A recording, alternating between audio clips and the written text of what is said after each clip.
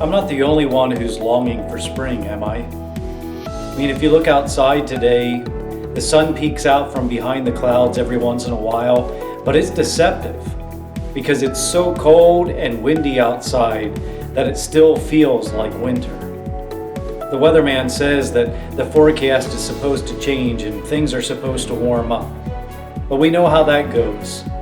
We take a couple of steps forward and a couple of steps back this time of year.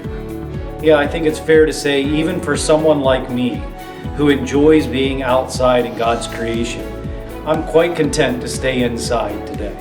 And though I'll be staying inside, that doesn't mean that my mind isn't outside, that I'm not thinking about the world coming to life here in spring, when new birth takes place, when seemingly dead-looking trees and shrubs burst forth in all their glory.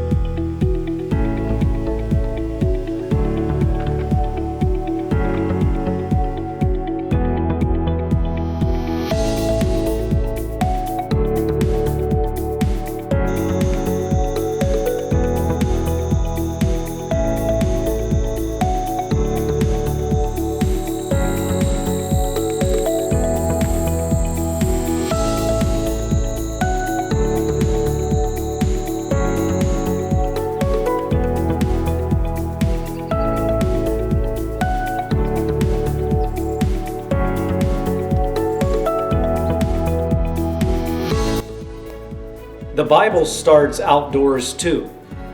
That's where Adam and Eve, the first people, live, in a garden, the Garden of Eden, outdoors. And that passage that talks about Adam and Eve after God has created both of them and set them to work the garden is fascinating, because it not only is something that took place so long ago, but it's something that continues to take place again and again in our lives to this very day. If you have a Bible with you, open up to Genesis chapter 3. And today we're going to start in Genesis chapter 3, verse 8. Then the man and his wife heard the sound of the Lord God as he was walking in the garden in the cool of the day, and they hid from the Lord God among the trees of the garden. But the Lord God called to man, "Where are you?" He answered, "I heard you in the garden, and I was afraid because I was naked, so I hid." And he said, "Who told you that you were naked? Have you eaten from the tree that I commanded you not to eat from?" The man said, "The woman you put here with me, she gave me some fruit from the tree, and I ate it." Then the Lord God said to the woman, "What is this you have done?" The woman said, "The serpent deceived me, and I ate." The immediate context of Genesis chapter 3 helps to fill in the lines of what's going on in the passage that we just read. Notice that God has given the command to the people in the garden, Adam and Eve, to make sure that they do not eat from the tree of the knowledge of good and evil. Every other tree they can eat from, but that one tree they are supposed to refrain from. And the serpent, in the beginning of chapter 3 in Genesis, starts working overtime on Eve. What God says isn't really true. You don't need to worry about what he says. He just doesn't want you to be like him. And so Eve takes fruit. And while her husband is standing there right beside her, Adam takes and eats just like his wife. And with that action, sin enters the picture. And the rest is history. We've been fighting that sin craving every single day of our lives. Did you notice what happens when God starts asking whether or not Adam and Eve have eaten fruit from the tree of the knowledge of good and evil? They begin to pass the buck. No one wants to take responsibility for it. They point the finger. Adam first points the finger at that woman that you put with me.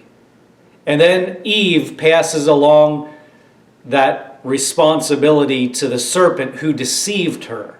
So oftentimes we don't want to take responsibility for the things that we've engaged in, despite the fact that even if temptation has been placed before us, we are the ones who decide whether we want to engage in something or not. But if we back out even further to the broader context, Genesis 1 and 2, where we see very explicitly how God created the world.